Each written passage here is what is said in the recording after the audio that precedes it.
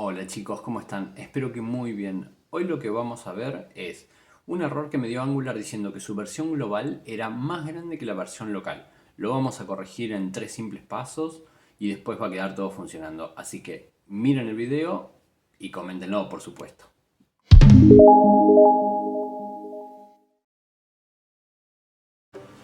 Bueno, lo que hacemos es lo siguiente. Primero nos vamos a la carpeta donde tenemos el proyecto.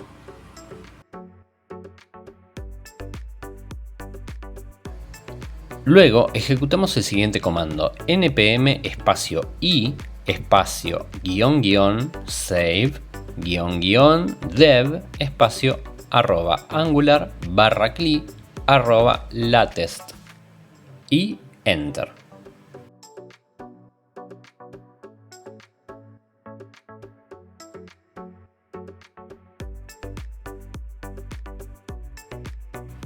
Una vez que termina, ejecutamos el comando de nuevo ngserve y podemos ver que el error ya está resuelto.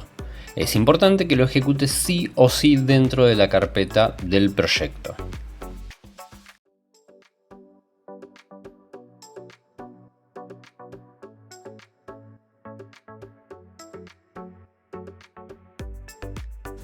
Si les gustó el video, no duden en compartirlo, darle un me gusta, dejar un comentario y suscribirse tocando la campanita para que les lleguen las novedades cuando subo un nuevo video. Así que los espero en la próxima. Un abrazo enorme, nos vemos.